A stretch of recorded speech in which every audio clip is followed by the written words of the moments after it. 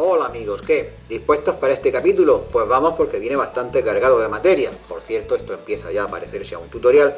Vamos por el capítulo 15. Y hoy no vamos a hablar sobre un componente, lo vamos a hacer sobre unas técnicas. Ya hemos visto otras técnicas como el manejo del protoboard, uso del polímetro, técnicas de soldadura. Pues hoy vamos a ver cómo elaborar circuitos impresos.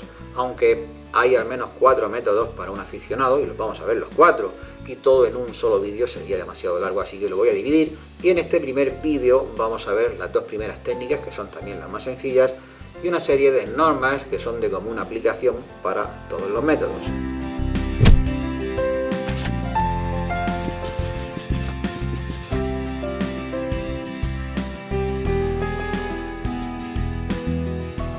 Bueno, como este tuto es para todo el mundo, también para el que empieza vamos a ver lo más básico, que es cómo es un circuito impreso. Aquí tenemos un ejemplo de una tecnología básica, que es la que nosotros vamos a utilizar. Es un circuito de simple cara, es decir, solamente una parte tiene cobre, la otra no, van los componentes sobre esta parte y las soldaduras se realizan en este lado. Y no vemos cables porque precisamente lo que tenemos es un circuito impreso. Estas pistas que veis aquí son de cobre y se han diseñado a partir de una placa que toda era de cobre, como esta es nueva, recién comprada, y el trabajo que vamos a ver precisamente en estos tutoriales es ver cómo dibujar aquí unas pistas de cobre y que el resto desaparezca. Una vez hecho ese trabajo y hechos los taladros para pasar las patillas de los componentes, lo soldamos y queda como esto. Es una cosa mucho mejor que hacer las conexiones aéreas. Vale, vamos a ver, porque este es un buen momento, 3 o 4 nombres que vamos a usar muy a menudo. El circuito impreso es el todo. Luego tenemos las pistas, que vemos aquí, se conocen pues eso como pistas o en inglés track, que son los caminos de cobre que unen las distintas soldaduras. Cada uno de los terminales va a una especie de circulito que se conoce como isla o pad en inglés. Cuando no es posible unir dos puntos mediante una pista, porque por ejemplo una lo intercepta el camino y no es posible rodear otro recurso, pues la solución es por el otro lado pasar un trocito de cable o de alambre conocido como puente o jumper. Aquí también hay otro montón de puentes que salvan la interrupción que supone esta pista que pasa por aquí. En fin, este recurso del puente no conviene abusar de él, pero hay veces en que es inevitable. Los circuitos impresos no surgieron al mismo tiempo que la electrónica, fueron un invento bastante posterior. Hasta entonces los circuitos se hacían soldando los terminales de los componentes directamente entre sí o bien mediante la ayuda de regletas. Algunos investigadores se abrieron el camino, por ejemplo Thomas Edison hace algo más de 100 años intentó imprimir en papel con el uso de productos químicos lo que hoy conoceríamos como una pista conductora. No fue hasta mediados de los años 50 que estos circuitos impresos empezaron a ser utilizados de forma masiva por la electrónica de consumo. Los circuitos impresos, también conocidos como PCB, sus siglas en inglés, expresión que utilizaremos a menudo porque es más corta, los PCBs se pueden clasificar según 3 apartados. 1, según el material con que están hechos. 2, según el número de capas. Y 3, según la forma de poner los componentes en ellos. Los circuitos impresos pueden venir en muchos tipos de materiales. Los hay para aplicaciones especiales, también por ejemplo para el espacio exterior, donde la ausencia de atmósfera impide que la disipación de calor se realice de forma natural y por eso se le ayuda dotando de un baño de cobre mayor que en una placa como esta, que es estándar, donde el espesor de cobre es de solo 35 micras, allí será mucho mayor. Pero bueno, dejando de lado materiales especiales, a nosotros nos interesa el día a día y vamos a encontrar dos materiales comúnmente: fibra de vidrio y baquelita, cada uno de los materiales con sus prestaciones. También vemos que hay distintos tamaños de circuito en el comercio, pero vamos, no es problema. Si algún tamaño no viene bien con nuestro circuito, se corta, porque este material se puede cortar fácilmente y asunto solucionado. Hay muchos tamaños, vemos aquí esta placa grande con la que vamos a hacer un circuito para un satélite, es broma, pero bueno, ya veis que este formato es ventajoso ya que se va cortando según se necesita y esto es más barato que el equivalente en superficie a placas más pequeñas. Por cierto, ¿os parece grande? Pues hay placas de hasta más de 1 metro de lado. Por cobre no va a ser. Las prestaciones de cada uno de los materiales, pues tenemos la fibra de vidrio, es difícil que salga ardiendo, la baquelita no tanto. La fibra de vidrio soporta mejor el calor, no hay que olvidar que aquí se sueldan componentes y en su funcionamiento puede desarrollarse algún punto de calor. Esto lo aguanta mejor la fibra de vidrio que la baquelita. En la baquelita no debemos montar circuitos de radiofrecuencia, mientras que en la fibra de vidrio sí. Y para colmo, la baquelita con la humedad se deforma, no solamente mecánicamente, sino que algún parámetro eléctrico puede cambiar hasta el punto de que un circuito puede quedar inutilizado, creyendo que es un componente, y resulta que la placa se ha, digamos, deformado eléctricamente en su comportamiento. Por lo tanto, la moraleja es: para circuitos de gran exigencia, es decir, temperatura o potencia, usaremos fibra de vidrio. Y para circuitos de poco compromiso, podemos usar baquelita, que, si lo habéis adivinado, es más barata. En cuanto a la clasificación según el número de capas, tenemos el caso más sencillo, que es este: una sola capa, es decir, un lado con cobre, el otro no. El otro están los componentes.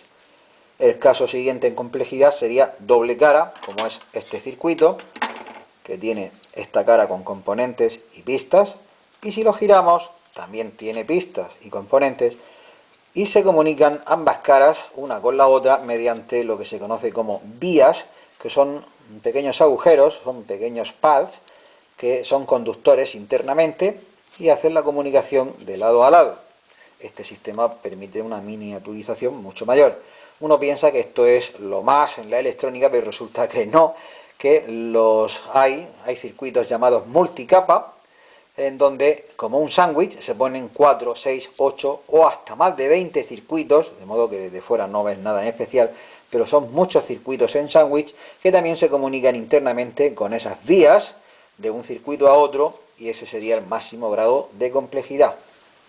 Y la tercera clasificación sería según la forma de montar los componentes. Tenemos la primera forma, la más sencilla, conocida como through hole, o a través del agujero, algo así como eso, como es este. Como veis, los componentes pues se insertan a través del agujero que se hace en el circuito impreso, y sus terminales aparecen por el otro lado y se sueldan. En contraposición a este método de through hole, tenemos el método SMD, o dispositivo montado en superficie. Aquí los componentes no tienen terminales en el sentido de patillas de alambre, sino que son muy cortos. Ahí veis esos integrados, y esos terminales tan pequeños van soldados directamente en el circuito impreso, de modo que solamente una cara es ocupada, la otra en teoría quedaría vacía. Pero a alguien se le ocurrió que la otra se podía utilizar también de la misma manera, e incluso se puede hacer un montaje mixto. Aquí veis componentes que son through hole, a través del agujero, como estos condensadores, aparecen por aquí sus terminales, y mezclado va también con SMD. Bueno, ¿y cuáles son esos 4 métodos para hacer circuitos impresos que vamos a ver?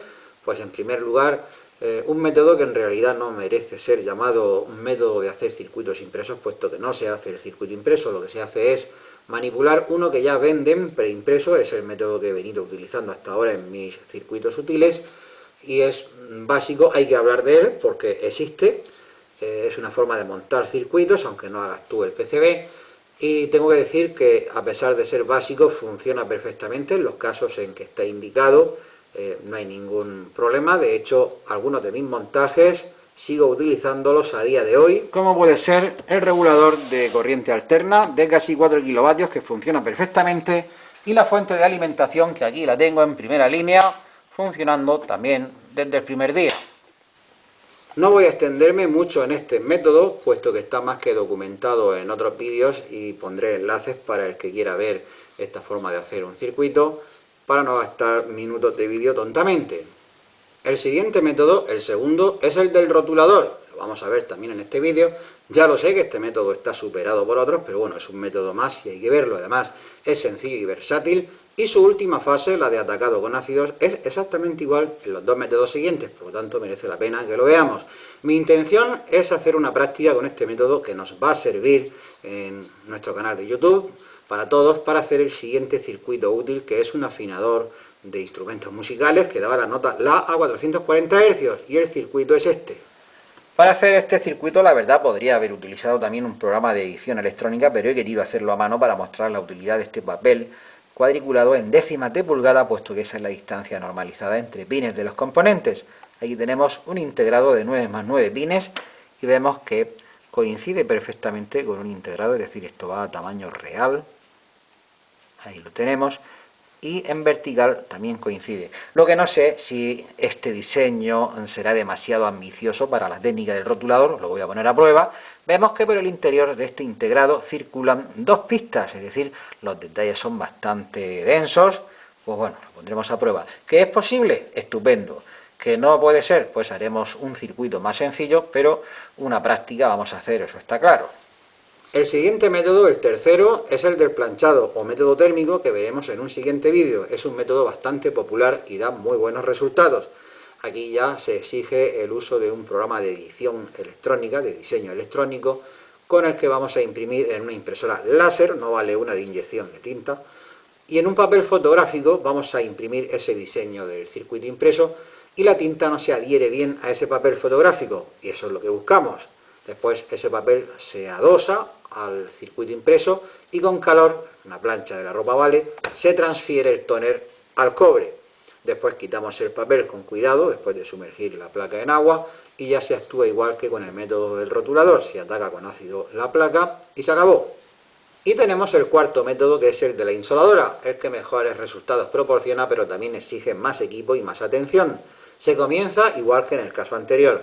El programa informático de diseño electrónico se imprime el PCB, esta vez no en papel fotográfico, sino en una transparencia. Después se pone esa transparencia entre el circuito y una luz ultravioleta. El circuito tiene que ser fotosensible, no vale uno normal. Y la luz ultravioleta proviene de una máquina que se llama insoladora. La podemos comprar ya hecha o nos la podemos hacer nosotros. Probablemente dedique un vídeo a hacernos una. Vale, una vez impresionada con luz ultravioleta esa placa, se revela con un líquido bastante ordinario, bastante fácil de conseguir, y a continuación se ataca con ácidos, igual que en el caso del planchado o del rotulador.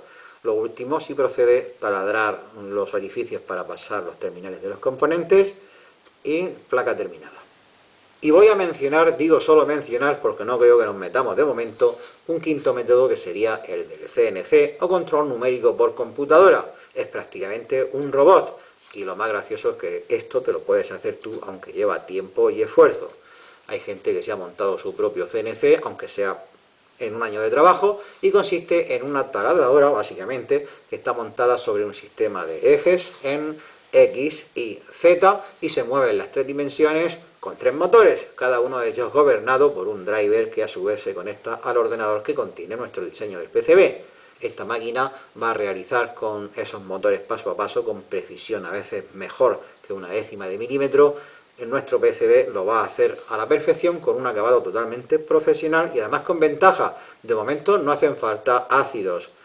También se puede desperdiciar muy poco cobre si el diseño se hace basándose en rodear la pista en solamente una pasada de la herramienta, de modo que se desperdicia muy poco cobre. Para colmo, podemos replicar el circuito muchas veces, si el CNC es grande y el circuito es pequeño, lo replicamos muchas veces y el CNC lo repetirá.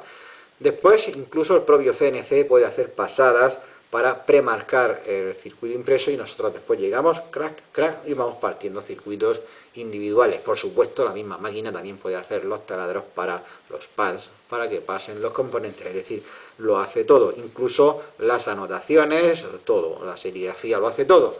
Este sistema, lógicamente, no es ni sencillo ni barato, pero, como digo, es el sueño de todo electrónico. Por cierto, el método de la insoladora también permite replicar los circuitos si la insoladora es grande y el circuito es pequeño. Y para terminar esta pequeña parte teórica, antes de entrar a la práctica, que lo estamos deseando más de uno, vamos a ver un pequeño compendio con 6 normas que podríamos llamar del buen fabricante de circuitos impresos, que quizás no sean de aplicación en el método 1 del circuito preimpreso, enseguida veremos por qué, pero sí son muy recomendables en los siguientes métodos, el del rotulador, el planchado y la insoladora, porque allí tenemos más libertad de actuación y es más fácil que podamos cometer errores. La primera de estas normas es dejar siempre entre el borde del circuito y la pista más externa, en cada uno de los 4 lados, dejar un margen de al menos 3-5 milímetros, por ejemplo, para poder hacer taladros en las esquinas y fijar el circuito. Este sería un mal ejemplo. Y cuando dije que los circuitos preimpresos no tienen aplicación estas normas, no me refiero a que no la tengan, sino que ya nos lo dan hecho. Por ejemplo, en este circuito de puntos preimpreso, vemos que ya hay márgenes, no hay ni taladros aquí, ni cobre, por lo tanto no nos podemos equivocar. Otra cosa es en una placa de las que nosotros vamos a manejar como esta, donde tenemos cobre hasta el mismo final, y sí podríamos cometer el error. Hay veces en que no seguir una norma puede ser conveniente e incluso una genialidad, pero vamos, lo más normal será que dejemos siempre un margen de 3-5 milímetros. Segunda norma, evitar los ángulos agudos. Aquí tenemos un mal diseño, aquí uno bueno, y vemos, por ejemplo, las pistas que tienen que hacer un giro de 90 grados, nunca lo vamos a hacer así de forma abrupta, como en este caso, sino mejor con dos ángulos de 45 grados. Aquí vemos una ampliación. Si se nos olvida o por lo que sea no hemos hecho este montaje de 45 grados, podemos hacer aquí unos refuerzos, como vemos aquí, igual en esta pista, en vez de hacer un ángulo agudo, primero un pequeño ángulo recto y después un ángulo de 45 grados. Y aquí vemos otro ejemplo de mal diseño. Para llegar a estos dos puntos sacamos una pista que es un ángulo agudo con respecto a esta, pues esto se soluciona con un diseño tan sencillo como esto. Es decir, esto es cuestión de práctica. ¿Por qué no vamos a hacer ángulos agudos y evitaremos los rectos así en ángulo vivo? Primero porque el ácido cuando ataca al circuito es más fácil que interrumpa esto que esto. Esto es mucho más difícil que el ácido lo rompa que este montaje.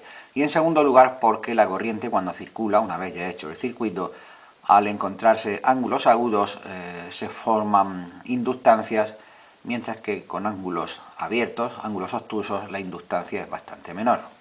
Tercera norma, la unión de las pistas con los pads tienen que ser radiales, no tangenciales. Aquí vemos un mal diseño, vemos que la pista va tangencial al pad y debe de ir así. Y lo mismo en los otros ejemplos.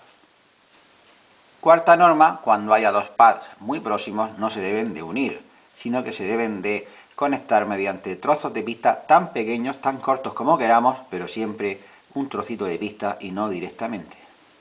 La quinta norma, no pondremos más de 4 pistas por pad y también evitaremos los ángulos agudos. Aquí tenemos un mal ejemplo con un montón de pistas a un mismo pad y aquí una solución bastante mejor. Y sexta norma, respecto al tamaño de los pads comparado con el de las pistas, vamos a procurar que el pad sea al menos el doble de ancho que la pista a la que va conectada, con la excepción de pistas muy anchas en donde el pad puede ser del mismo tamaño o incluso simplemente haremos el taladro para el componente en un lugar de la pista si esta es muy ancha. Este sería un ejemplo de mal diseño, ya que siendo la pista muy fina, el pad es demasiado fino. Otras dos normas muy importantes son referentes. Una, al ancho de las pistas. Está claro que cuanta más intensidad vaya a circular por una pista, más ancha tiene que ser. Aquí tenéis a la izquierda en la pantalla una tabla orientativa de qué ancho debemos darle a una pista según la intensidad que vaya a circular. Y a la derecha tenéis otra tabla con otro parámetro también importante que esta vez atañe a la distancia entre pistas. También está claro que si vamos a trabajar, por ejemplo, con 12 voltios, podemos dejar las pistas muy próximas, pero esa misma distancia con 380 voltios va a ocasionar que nos salte un arco voltaico, por lo tanto hay que dar más distancia. Sobre este método del circuito preimpreso ya comenté que no iba a extenderme mucho en este vídeo, puesto que todos mis otros vídeos de circuitos útiles hasta el momento están basados en este método. Por eso, en lugar de hacer aquí una práctica, mejor os envío a uno de mis últimos vídeos. Os pongo el enlace en la descripción y además os pongo también el minuto exacto a partir del cual podréis ver un ejemplo de elaboración de uno de estos circuitos con muchas tomas de vídeo, muchas explicaciones, trucos, consejos, y aquí solamente vamos a ver un poco brevemente los dos tipos de circuito que podemos utilizar. De los dos tipos de PCB que vamos a poder utilizar preimpresos tenemos en primer lugar el de matriz de puntos. Este tipo de placa nos permite la máxima libertad porque cada terminal conectado a un pad queda aislado del resto y por lo tanto podemos hacer infinidad de conexiones. Por cierto, los taladros, los pads, aquí van a una distancia normalizada. Por ejemplo, vemos este integrado y cae perfectamente en cualquier posición que pongamos, sin esfuerzo ninguno. Y esto es muy importante porque simplifica el trabajo, ya que los componentes entran muy bien. Después nada más que tendremos que soldar cada uno de los pines a donde corresponda. Otro tipo de placa que podemos encontrar preimpresa es la de tiras, como esta. Veis que aquí no son pads, no son puntos, sino que son pistas que van de principio a fin. Por lo tanto, cualquier componente que conectemos, por ejemplo, aquí, queda conectado también a toda la pista, lo que nos da menos libertad a la hora de hacer conexiones. Sin embargo, esta estructura es interesante. Por ejemplo, yo recuerdo haber hecho hace bastante tiempo un detector de humedad. Esto era el sensor, se enterraba en la tierra y funcionó a la perfección. Es bueno saber que este tipo de placa también existe, aunque la que vamos a utilizar con más frecuencia va a ser la de matriz de puntos, como esta. Y ya llegamos al segundo método, el del rotulador. Vamos a hacer una práctica cuyo resultado no va a ser solamente un ejemplo, sino que lo vamos a usar de forma práctica en el siguiente vídeo de circuitos útiles, un afinador para instrumentos musicales. Voy a intentar no dejarme nada, voy a describir el proceso minuciosamente, acortando lo más posible el vídeo, y no vamos a utilizar de momento programas de diseño electrónico, eso lo haremos más tarde en otros tipos de métodos. Vamos a ello. La primera etapa sería dibujar en un papel normal un esbozo o un diseño grosero, partiendo desde el esquema del circuito que vamos a pasar. Vamos a ir pasando no los símbolos, sino ya la forma del componente real, empezando por los más críticos, como son los dos circuitos integrados. IC2 es un circuito de 8 más 8 patillas de este tipo.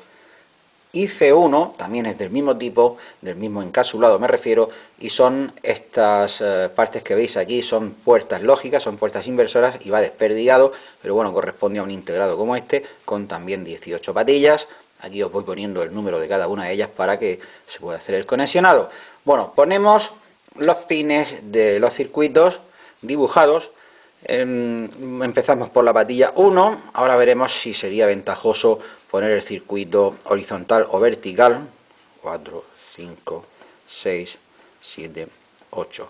Como digo, los componentes los vamos a hacer bastante más grandes para aclararnos y no los vamos a hacer a escala, pero sí vamos a procurar tener una proporcionalidad para luego no tener sorpresas.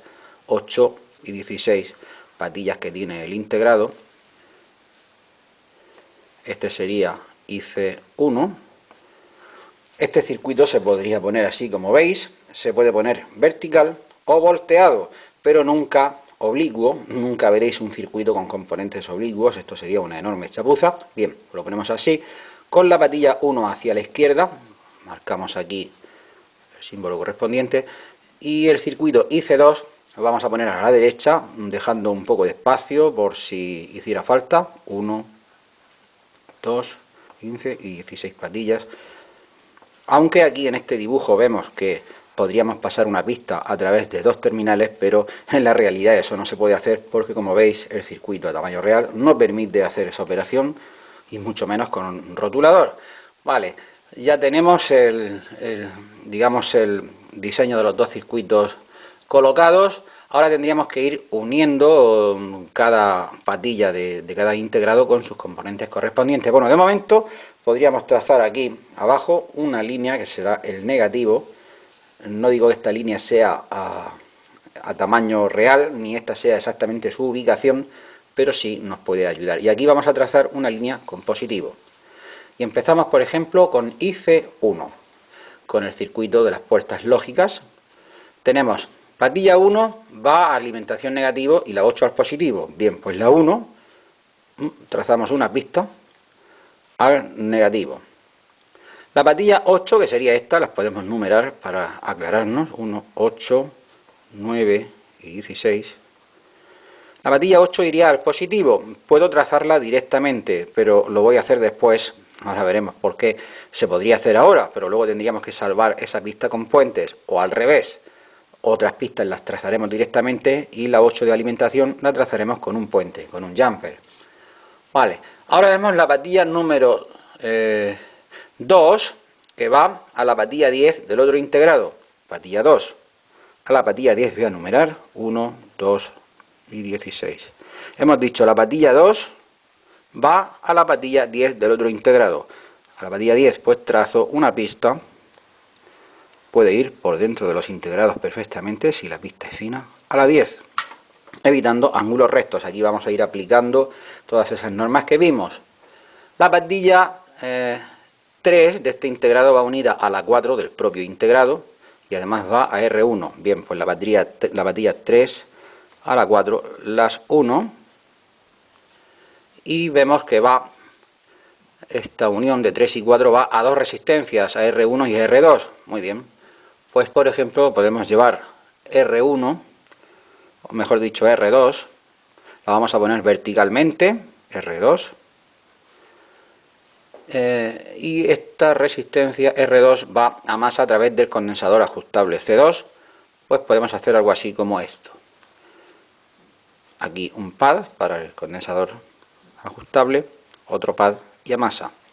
Recomiendo las pistas remarcarlas así un poco más anchas, las remarcamos para diferenciarlas de lo que luego serán los puentes, que las haremos mucho más finas para luego no complicarnos, no confundirnos. Estos son pistas, las hacemos así un poco más anchas.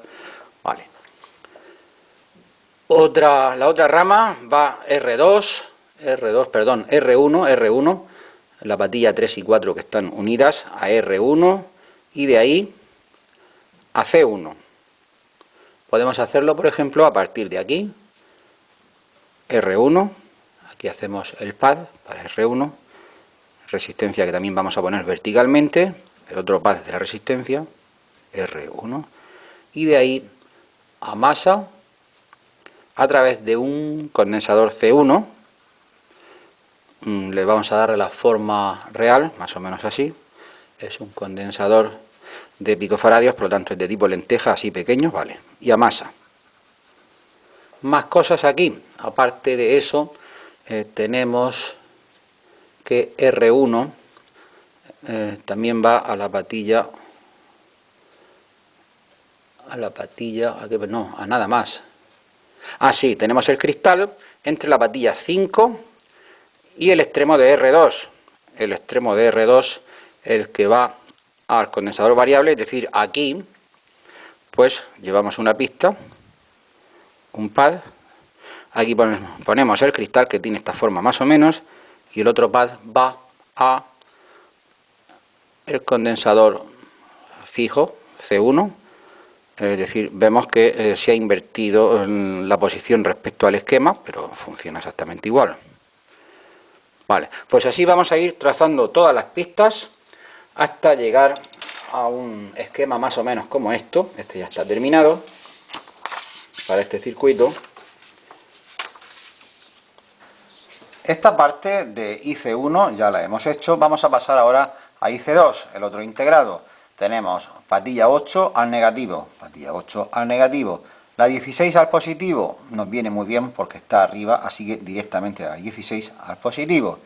Luego vemos una serie de diodos, son diodos normales 1N, 41, 48, son bastante pequeños, que van conectados los cátodos a la patilla 1, 2, 4 y 13. Patilla 1, 2, 4 y 13, aquí tenéis los diodos situados, los vamos a poner verticalmente, este espacio será suficiente, y vemos que todos los ánodos están unidos entre sí, pues todos los ánodos unidos entre sí, aquí tenemos que hacer un puente para pasar por encima de estas dos pistas, llega el puente hasta aquí, y aquí nuevamente un puente para salvar esta pista, bueno, y llegamos finalmente a unir todos los ánodos de los 4 diodos. Además, esos ánodos van a la resistencia R3 y a positivo, bien, pues el ánodo a resistencia R3 y positivo. Y también van todos los ánodos a la patilla 11 del propio IC2. Vamos a ver dónde está eso, viene por aquí, pasamos un puente y patilla 11. No sería posible hacerlo por aquí debajo, ya que no nos permite pasar una pista el poco espacio que hay entre patillas, y usar un puente aquí sería una chapuza, ya que encima va el circuito integrado, así que rodear es lo mejor. Vale, pasamos ahora a esta rama en el circuito IC1 otra vez. Tenemos las patillas 7, 9, 11 y 14 unidas. 7 a través de un puente, 9, 11 y 14 unidas. A su vez, van las 4 con esta línea a la patilla 15 del otro integrado. Vamos a ver. 7, 9, 11, va por aquí, a la patilla 15 del otro integrado. Ahora la salida de estas puertas inversoras son la 6 y la 10 a la base de Q1. 6 con esta pista, un puente, y a la patilla 10, y ambas van a la base de Q1. Las patillas 12 y 15 unidas entre sí y a la base de Q2. Patillas 12 y 15, y a la base de Q2 hace un recorrido un poco largo, pero no hay otro remedio, a la base de Q2. Ahora esta línea de los transistores, Q1 colector A positivo, Q1 colector A positivo. La base ya la hemos visto, el emisor a R4 y después R5 en serie. Emisor R4 y en serie R5. Y de aquí al emisor de Q2. También la base de Q2 la acabamos de ver. Y finalmente el emisor a masa. Emisor a masa. Ahora esta línea de los dos condensadores en serie, entre positivo y negativo, están conectados el negativo de C3 con el positivo de C4. Pues muy bien, aquí tenemos C3 que viene desde el positivo, desde la pila, se conectan en serie y este punto, el negativo de C4, se envía a masa, pero no con una pista independiente, sino que voy a aprovechar que el emisor de Q2 ya va a masa, por lo tanto me ahorro tirar una pista especial para C4, aprovecho, y esto es perfectamente válido puesto que eléctricamente es lo mismo este punto que este, todos estos son eléctricamente lo mismo. Y finalmente la línea de batería y pulsador, la tenemos aquí. Estos dos pads son para poner los cables de la batería, podríamos poner un conector también, negativo a la pista negativa y positivo va a la pista positiva, pero a través del pulsador de este tipo. Lo vamos a soldar en el circuito impreso y cuando se pulsa pasa la corriente y ya da servicio a todo el circuito. Una vez que ya hemos terminado todas las conexiones, estamos seguros de que no nos hemos dejado nada. Algunas veréis que están al aire, pero es porque no se utilizan esas patillas. En el esquema no aparecen, se dejan al aire. Cuando estamos seguros de que todo está bien y no falta nada, es el momento de pasar a la siguiente fase. En esta segunda etapa vamos a usar el esbozo como punto de partida y lo vamos a pasar a un papel cuadriculado, pero no en milímetros, sino en décimas de pulgada. ¿Por qué esa medida? Porque los componentes tienen sus patillas a unas distancias normalizadas, precisamente a una décima de pulgada. Vemos que el integrado coincide perfectamente tanto en sentido horizontal como vertical, así que vamos a evitar un problema de este método del rotulador, y es que los componentes como integrados luego no casan perfectamente en los trazos que hacemos. Ahora sí lo vamos a hacer y sin necesidad de utilizar plantillas adhesivas ni nada de eso. Este método es bastante ágil. ¿Dónde conseguir este papel?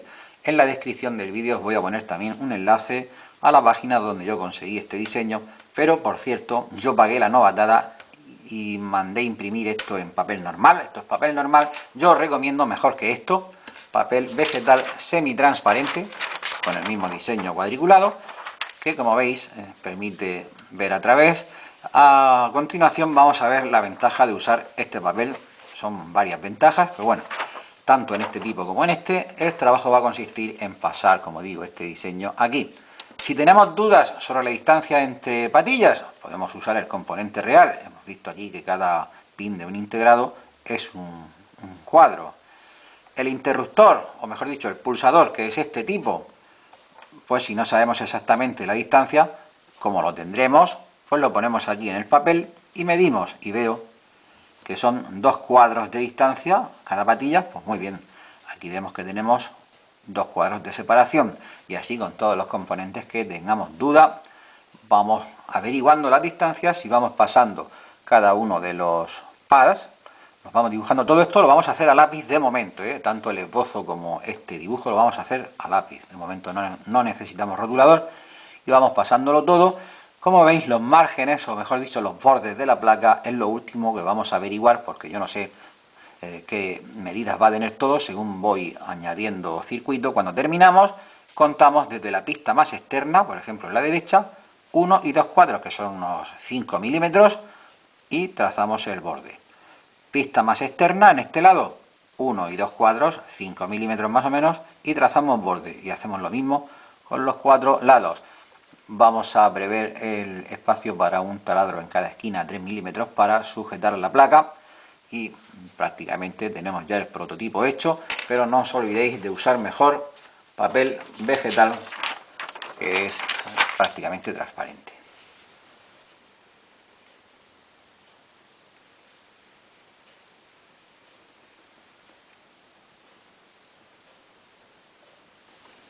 Ya he pasado el circuito a papel vegetal semitransparente, ha costado menos de lo que yo me pensaba. No es que haya que hacerlo dos veces, esta primera vez lo hice porque usé un papel que no me convence. Bueno, voy a confesar una omisión que he tenido. Este componente, nada menos que el resonador, lo he omitido en el primer dibujo a escala, aunque ya venía en el esbozo. Bueno, no pasa nada, lo pongo aquí ya en el dibujo definitivo. Es un componente bastante pequeño, el resonador, una distancia entre pines de solamente 1/10 de pulgada, es este de aquí, y lo vamos a montar verticalmente, así. Y ya podemos pasar a la siguiente etapa. Ya tenemos el tamaño del circuito perfectamente determinado con sus márgenes y todo. Este es el tamaño del PCB que necesitamos. Vamos a buscar un trozo que nos valga. Es muy difícil que un trozo comprado en el comercio nos coincida exactamente, aunque en una de las dimensiones, si coincide, pues nos ahorraríamos un corte, lo que no es el caso. Así que habrá que dar dos cortes, y eso que hay muchos tamaños y modelos de PCB. Bueno, no pasa nada. Vamos a medir. En esta dimensión primero tenemos exactamente 90 milímetros. Vamos a poner 92, 2 milímetros más, porque es fácil que en el corte se nos vaya 1 milímetro en cada lado. Ahora medimos aquí, tenemos 54, pues lo mismo, 56, 2 milímetros más. Medimos y marcamos 92 y 92.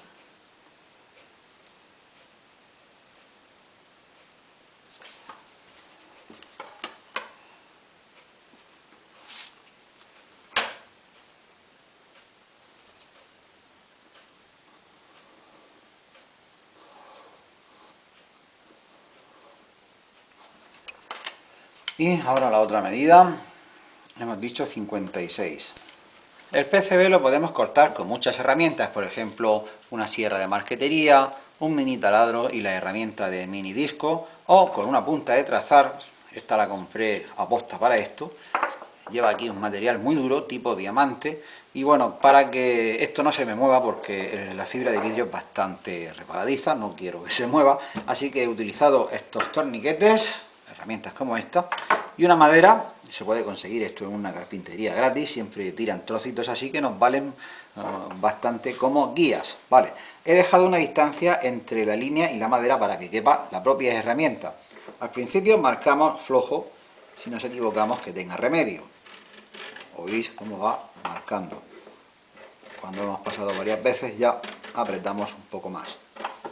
Y vamos a repetir la operación por esta cara. Vale, vamos a soltarlo, a ver si corta.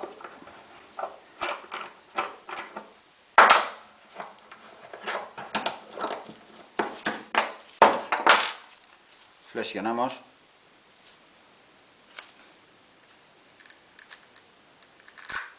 Perfecto.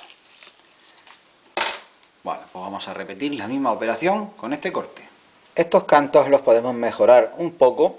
Mido y veo que apenas hemos perdido nada en el corte. Tenemos 92, no hemos perdido nada. Y 56. Podemos perder perfectamente un par de milímetros. Esta herramienta es bastante útil, es una simple madera con una cuña para sujetar aquí una lija. Vamos a darle un buen acabado.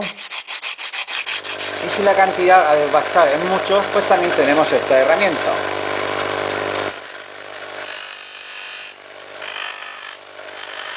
Para lo que sí vale esta herramienta muy bien es para el acabado, el lado del cobre, que se puede quedar con rebabas, para detalles muy finos, pues la verdad es que sí que viene bien.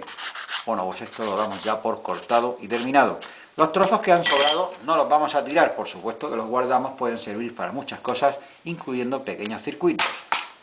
Veréis que en este proceso hay bastantes pasos, muchas etapas, aunque muchas de ellas son rápidas y bastante triviales.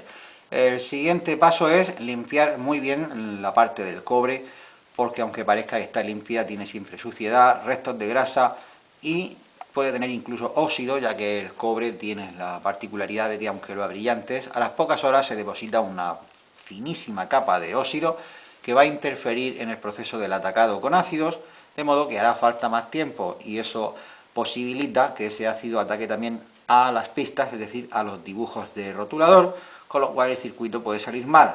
Por lo tanto, no solamente la vamos a limpiar bien, sino que a partir de ese momento ya no pondremos los dedos encima, tomaremos la placa así, nunca con los dedos encima hasta que no la terminemos. Una vez terminada ya no pasa nada.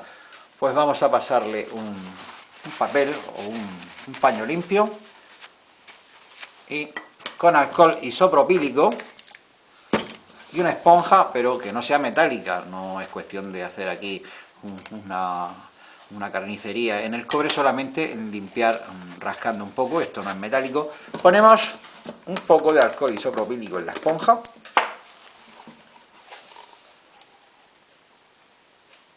Alcohol del otro, de farmacia, pues no sé, no me fío. Este es más puro. Y damos así, bien, para arrancar el óxido y cualquier tipo de mancha. Vamos secando y limpiando con el papel. Aquí en la esponja todavía queda más alcohol. Una esponja limpia, por supuesto. Ya ahora qué brillo tiene, metálico. A continuación vamos a poner el diseño del circuito sobre el cobre y lo vamos a recortar, pero no justo a la medida, sino un poco más para doblar por abajo y pegarlo con cinta adhesiva. Por ejemplo, por aquí. Una razón por la que elegí papel semitransparente la vemos ahora. Esto, si lo centramos, es mejor que sea transparente porque no solamente por el tacto vemos que está centrado, también por la vista. Pero hay una segunda razón más poderosa. Aquí tenemos el efecto espejo, es decir, este circuito lo diseñamos mirando desde arriba tanto el lado de los componentes como el del cobre. Sin embargo, yo esto no lo voy a poner ahora en el lado de la fibra, sino en el lado del cobre, por lo que se produce una inversión. ¿Cómo podemos anular esta inversión? Pues según las matemáticas, 2 inversiones igual a ninguna inversión. Basta con voltear el circuito y ya eliminamos esa inversión. Y aquí se pone de manifiesto la ventaja de usar un papel semitransparente. Yo sigo viendo el diseño perfectamente. Bueno, pues ahora lo vamos a fijar con cinta adhesiva. Lo centramos muy bien. Así está bien. Y ahora doblamos por un lado y ponemos cinta adhesiva.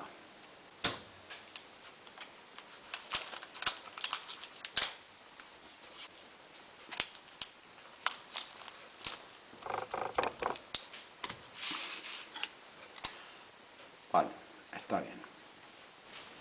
Ahora con un punzón afilado y bien duro, voy a utilizar este tipo de destornillador de relojero, vamos a ir marcando cada uno de los pads, dando unos golpecitos de martillo. Si es necesario nos apoyamos con una lupa, pero hay que centrar muy bien el taladro, lo que será el futuro taladro. Esto es solamente la marca.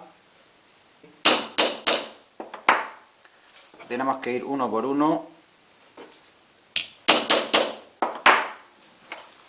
Esta operación no solamente sirve para a continuación trazar el diseño con rotulador, sino también va a venir genial para cuando tengamos que taladrar, pues ya tenemos la marca hecha para que la broca no resbale. Todas las marcas hechas, incluyendo las de las esquinas, para hacer después taladros a 3 milímetros y pasar unos tornillos para sujetar la placa.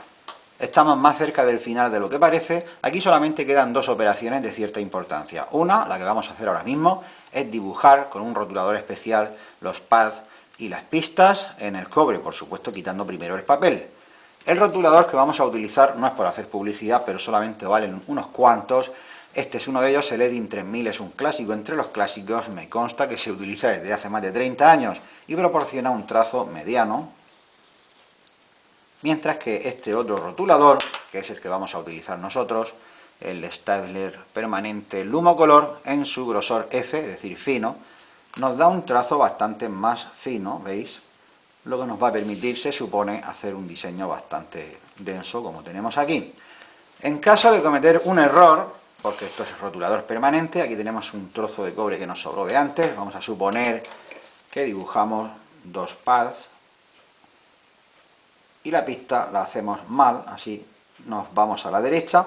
¿Cómo borramos esto? Puesto que es permanente, ya está fijo, apenas se mueve, esto en un minuto, vamos, ni apretando. ¿Cómo borramos eso?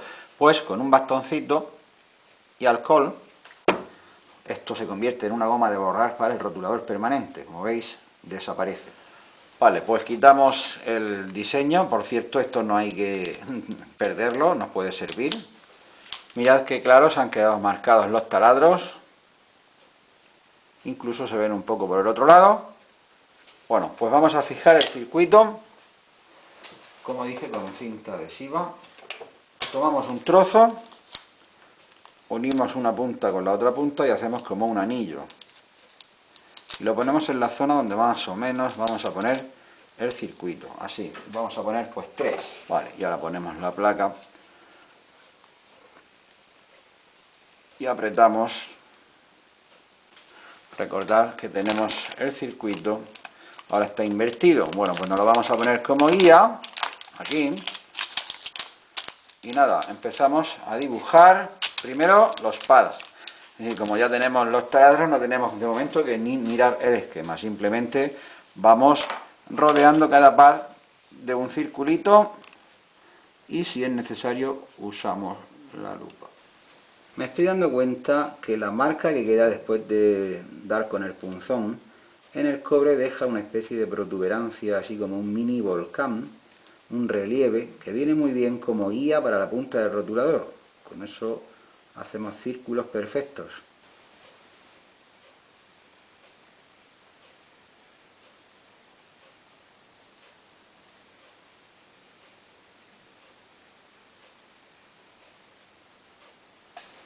Se me olvidó decirlo, una vez hechas las marcas con el punzón, hay quien pasa inmediatamente a la fase de taladrar, ya con una broca de 0,75 o de 1 milímetro, según el tipo de terminal, hace los taladros definitivos para los componentes y después continúa con esto. Es una opción perfectamente válida. Nosotros pasamos directamente del marcado a esta operación, después atacamos con ácido y haremos los taladros al final. También es una opción válida y me estoy dando cuenta que la ayuda que proporciona ese detalle del relieve que deja el punzón es una ayuda muy grande.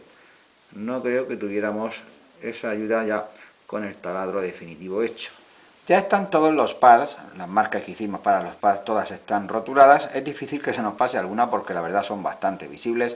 Vamos ahora con las pistas y habrá que tener un poquito de cuidado. Nos ayudamos con el esquema que lo tenemos al lado y voy a empezar, por ejemplo, con esta pista que va del positivo al pulsador. Y está claramente, nos lo pensamos 2 veces, aunque podemos borrar con lo del alcohol y el bastoncito, pero vamos a evitar equivocarnos. Primera pasada, yo no voy a utilizar regla, sería una posibilidad, pero lo voy a hacer a pulso. Dejamos unos segundos para que se seque. Y yo voy a dar 2 pasadas más.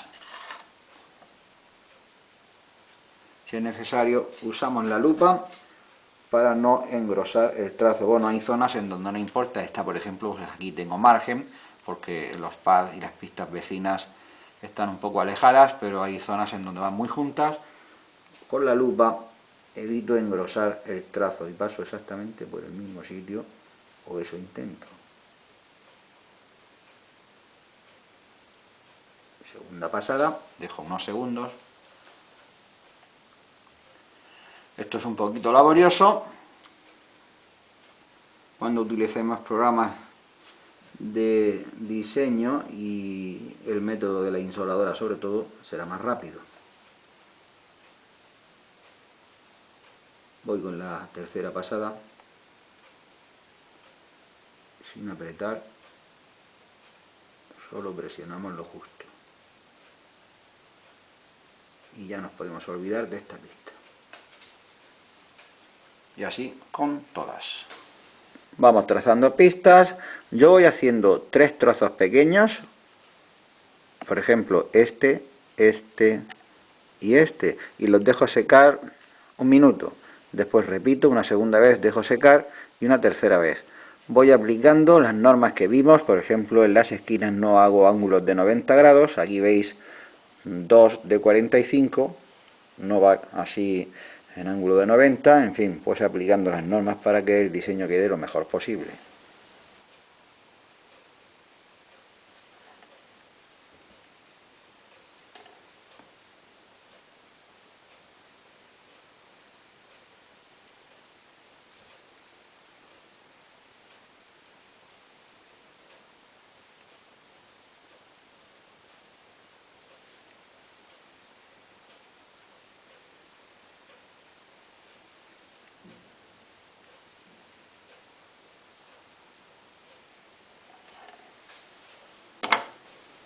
Ya he marcado con rotulador la última de las pistas. Hay que poner mucha atención para no olvidarnos ninguna, mientras en el caso de la rotulación de los pads era difícil dejarse alguno ya que se notan bastante. Aquí sí es fácil que olvidemos una o varias pistas, ya que en un mismo pad pueden ir dos o más pistas.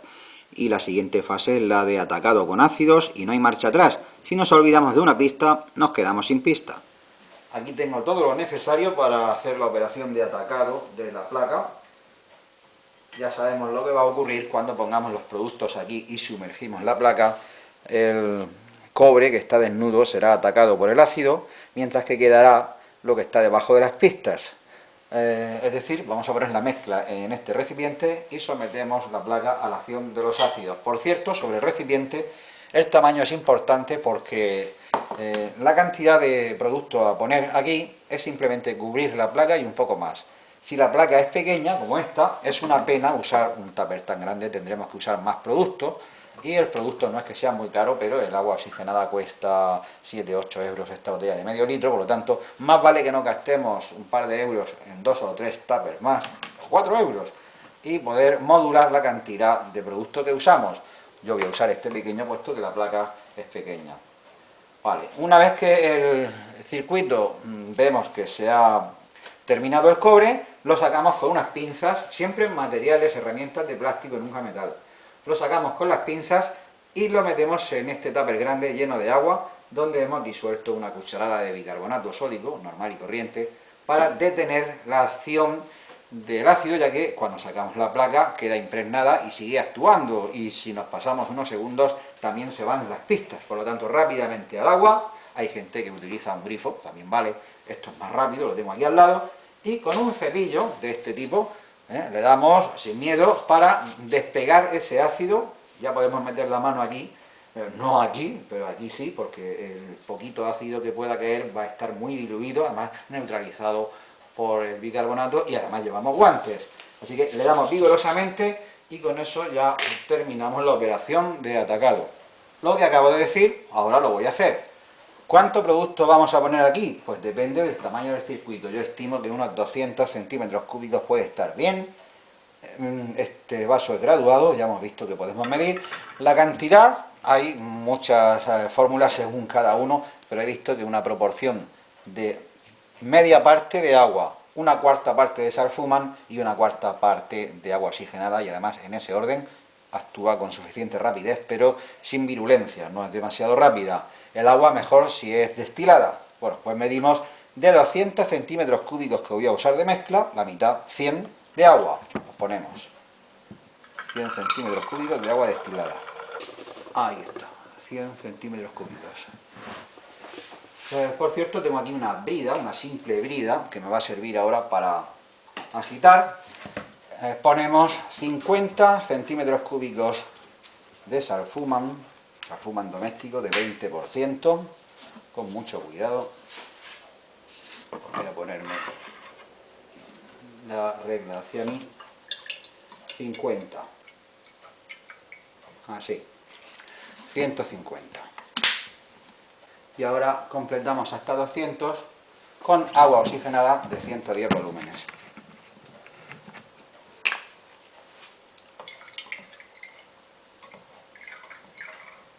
Vale, está bien así.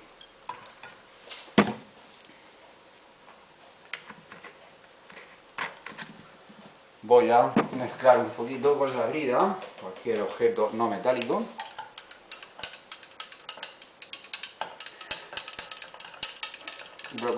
Procuramos no dejar por la mesa objetos que han estado en contacto con el ácido, por eso tengo aquí este vaso. Vale, y vertemos con cuidado el producto. Y a continuación ponemos el PCB con la cara de cobre hacia arriba. Y veremos que inmediatamente empieza la reacción. Por cierto, voy a poner la cámara con un ángulo mejor para que veáis el proceso. Este está bien. Y ponemos la placa hacia arriba. Las pinzas ya preparadas.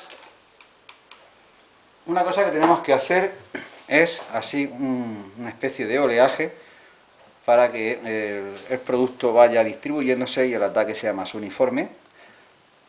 Una suave ola. Y tenemos que estar vigilando el cambio de color en el cobre porque pronto aparece con el mismo color que en el reverso del circuito, es decir, con el color de la fibra de vidrio. Cuando quede alguna zona nada más por limpiar, rápidamente sacamos la placa. O sea, quiero decir, cuando quede alguna zona, cuando apenas quede una pequeña isla, rápidamente la sacamos. Comprobamos que las pinzas son capaces de tomar la placa, efectivamente.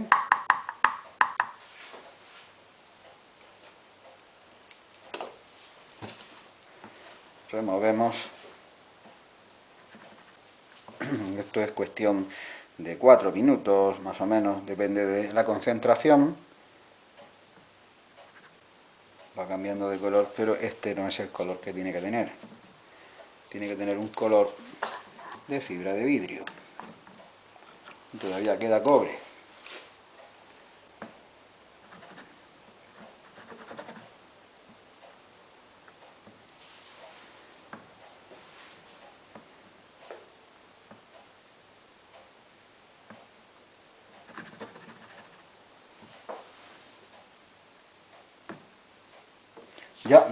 Ya se ve el color. ¿Lo veis? Se ve el color ya en algunas zonas, ¿veis? Apenas queda cobre, en algunas zonas pues va a ser ya prácticamente el momento. Ha sido muy rápido, ¿eh? Ya se ve el color de la fibra de vidrio en un montón de sitios. Queda por allí una isla de cobre.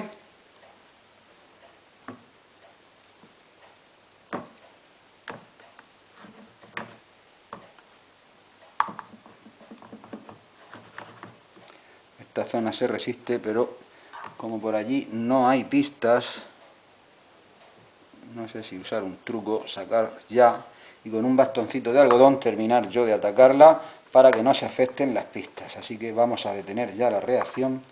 Sí. Fuera de aquí, al agua. Y ahora rápidamente, sin miedo, con el cepillo, puesto que ya está diluido el ácido, lo retiramos. Así, sin miedo. Ha quedado ahí un poquitín de cobre. Ahora veremos un truco para quitar ese poco de cobre sin hacer sufrir a las pistas. Por cierto, este producto, el que acabamos de utilizar, hay que deshacerse de él. No se puede reutilizar para más tarde, a no ser que hagamos ahora mismo alguna placa, y no está claro que tenga fuerza suficiente para hacer más, sería cuestión de probarlo. Pero vamos, que es un peligro esto aquí. Lo suyo sería diluirlo en bastante agua, por ejemplo un cubo de agua de fregar, agua sucia o algo así, diluirlo y ya se descarta. Hemos visto que ha quedado una pequeña isla aquí de cobre que no molesta al resto de las pistas, y aquí también una pizca, y no hay nada más por el resto del circuito. Vamos a atacarlo con un bastoncito de algodón. Secamos con un bastoncito de algodón impregnado en este producto solamente en esa zona, y así no hacemos sufrir al resto de pistas. Tomo un poco de producto con mucho cuidado. Voy a atacar solamente el cobre. Esto es porque el cobre no es atacado uniformemente en todas las zonas por igual. Pues muy bien. La última parte la quitamos sin que lo pague el resto del circuito.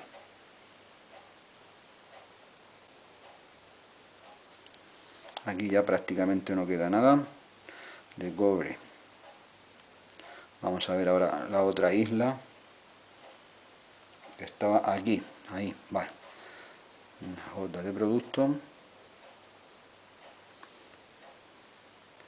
Esto, si fuesen pistas mucho más gruesas, pues no habría que ir con tanto cuidado.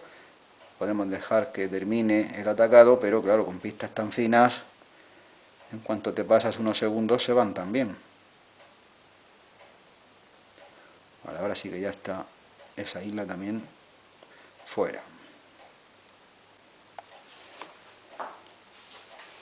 Vamos a darle cepillo.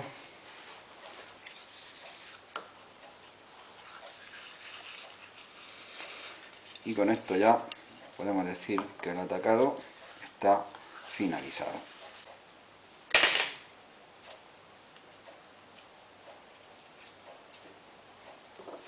Secamos un poco.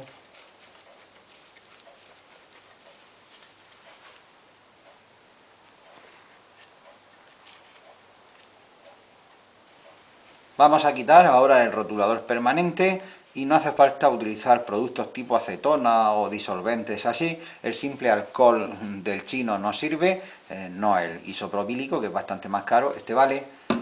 Y por cierto, ahora podemos tocar ya tranquilamente el circuito, que no pasa nada porque se ensucie un poco. Podemos usar papel, un poco de algodón, un trapo, aunque en el trapo quizás sea difícil quitar las manchas de rotulador permanente. Mirad qué bien arranca el alcohol, el rotulador, apenas lo toca, sale perfectamente. Por cierto, esto ha salido muy bien. Esto trabaja, el rotulador este trabaja de maravilla, madre mía. Esto está muy bien. Yo me creía que iba a salir el cobre carcomido. Es posible que alguna pista salga mal, pero vamos. Qué buena pinta tiene. ¿Veis qué bien lo saca el alcohol? El chino, no hace falta usar productos agresivos. Ahora voy a reponer un poco el papel, este ya está muy sucio. No es muy elegante, pero funciona muy bien. Puede que alguna pista necesite un retoquillo. Una nada más veo aquí, esta de aquí. Pero vamos, las demás parece que están bastante bien.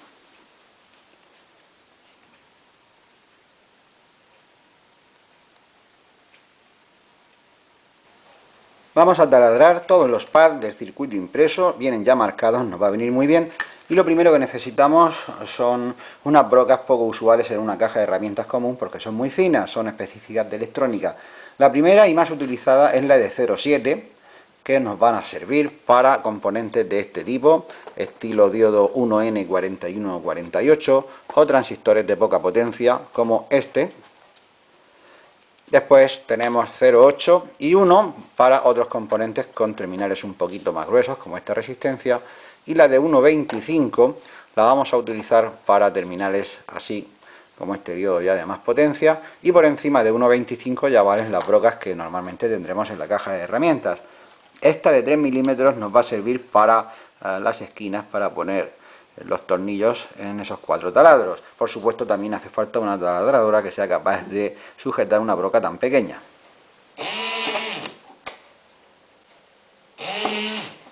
Estos 4 pads de aquí, que son los del pulsador, en lugar de a 0,7 directamente los he hecho a 1 milímetro porque veo que este pulsador tiene unos terminales un poquito más gruesos. Ahora lo pongo en su sitio y entra perfectamente apretando un poquito solo los pines en su sitio y no se cae porque entra un poco a presión.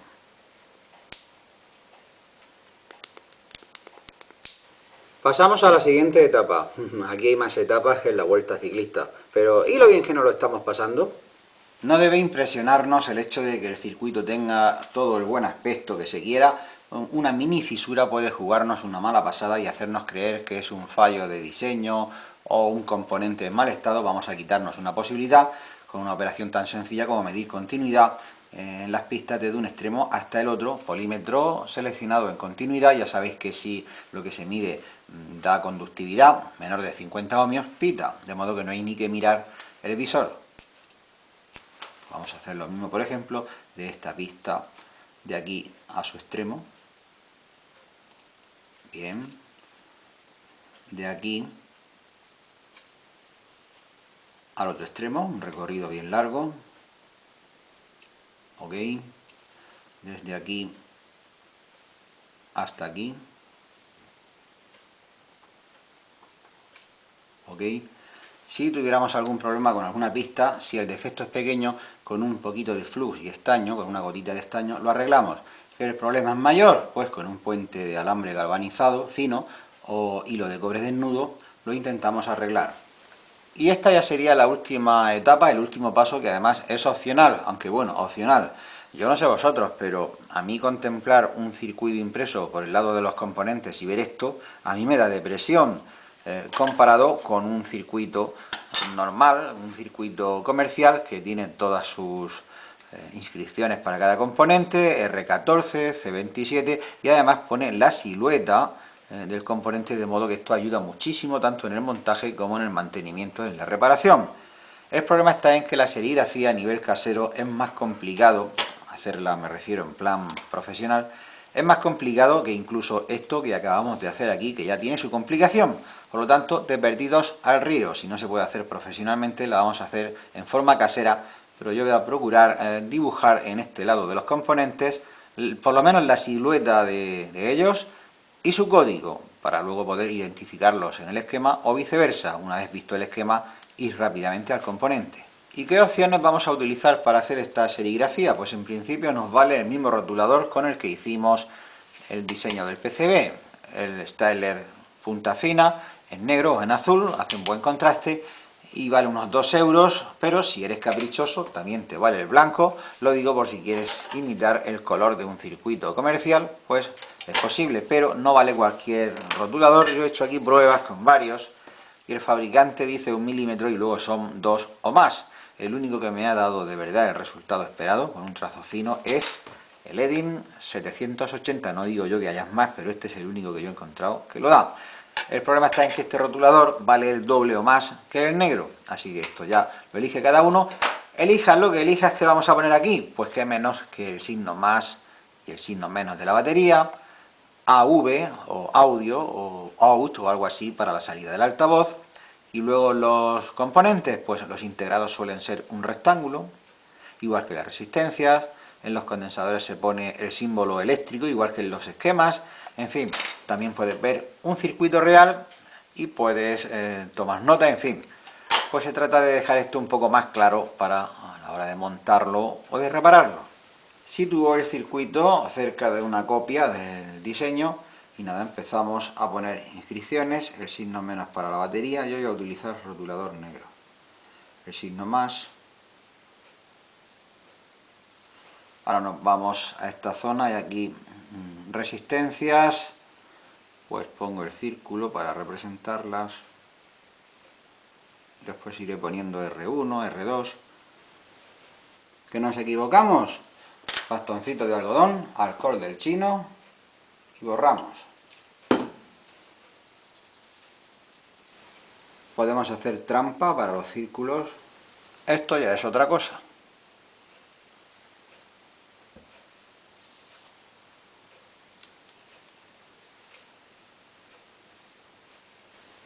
Y hasta aquí el cometido de este vídeo, que era mostrar la forma de elaborar un PCB, un circuito impreso, por los dos primeros métodos, los más sencillos. Y además en uno de ellos nos ha servido para hacer un ejemplo que no lo vamos a tirar a la papelera, sino que nos va a servir para un próximo vídeo. Pero ya sabéis que no me quiero quedar aquí, vamos a seguir viendo métodos de hacer circuitos impresos más avanzados, por ejemplo el del planchado, tan de moda. Vamos a ver eso de que tan difícil es sacar el papel del PCB que se va el tóner detrás, vamos a investigar. Y también vamos a ver un método aún más avanzado, el de la insoladora, que proporciona resultados prácticamente profesionales, pero claro, para estos dos métodos necesitamos dos asuntos más. Uno, común a ambos, el manejo de un programa de diseño, por lo que os recomiendo que vayáis bajándose el KiCad, es una opción bastante interesante. He estado investigando para no meter la pata en una mala elección y KiCad parece una opción seria, además es gratuito y permite hacer ficheros Gerber que se utilizan para controlar un CNC, es decir, una máquina, una fresadora, que es controlada directamente por el ordenador mediante unos drivers, son unos circuitos más o menos complejos para controlar 3 motores, y como ya sabremos hacer circuitos avanzados, pues quizás nos cueste menos trabajo. Otro asunto que también tendré que abordar con un cuarto vídeo será hacer una insoladora para el método de la insoladora. En fin, no olvidéis lo del KiCad y nos vemos, espero que pronto.